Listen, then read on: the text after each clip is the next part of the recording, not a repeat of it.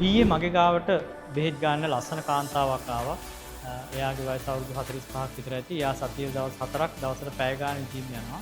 හැබැයි එයා මට කිව්වා මගේ ආම්ස් දෙක ගොඩක් ලොකු හින්දා ට්‍රයිසෙප් කර්ල් එක බර අඩුවෙන් දාලා 15 ගාණ එක්සර්සයිස් කරනවා. කර්ල් එකටත් කිලෝ 2ක ඩම්බෙල් එකක් අරගෙන 15 ගාණ සෙට් 3ක් කරනවා.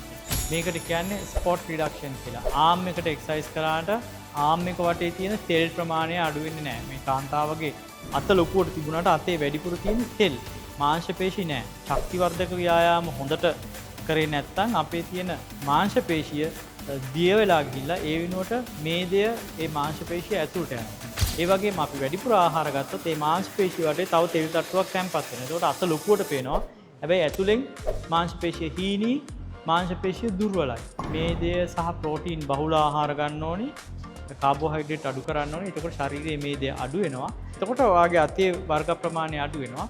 ඒ වගේම මාංශ පේශිය ඇතුලේ තියෙන මේදේ ඉවත් කරන්න ශක්ති වර්ධක ව්‍යායාම කරන්න ඕනේ. ශක්ති වර්ධක ව්‍යායාම කියන්නේ කිලෝ 2 3 ඩම්බෙල් අරගෙන 15ක් කරන එක නෙමෙයි. අඩුම ගානේ රෙපිටිෂන් 10ක් හෝ 12ක් කරනකොට කරගන්න බැරි වෙන මට්ටමට බරක්වත් අතර ගන්න ඕනේ.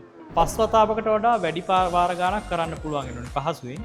හැබැයි 12කට එහා කරගන්න බැරි තරම් බරක් ගන්න ඕනේ. ඊ අරගෙන ඔබට කරන්න පුළුවන් තරම් වාර ගාණක් කරන්න උත්සාහ කරන්න. බැරි වෙලාවත් ඔබ ගත්ත බර අපි කියමු කිලෝ 5 අරගෙන කර්ල් එක හරි ඩෙඩ් ලිෆ්ට් එක හරි මොනවා හරි කරන එක්සර්සයිස් එකකින් එහෙම නැත්නම් ඕවර්හෙඩ් ප්‍රෙස් එක හරි අපි කියමු 12 වතාවක් විතර කරගන්න පුළුවන් වුණොත් සහ තව එකක් දෙකක් කරන්න පුළුවන්කම තියෙනවා. ඒ කිලෝ 5 ඔබට බර මදි. ඔබ කරන්න ඕනේ ඊගාවතාවේ කිලෝ 7.5 ගන්න ඕනේ. ඒක අරගෙන කරලා බලන්න.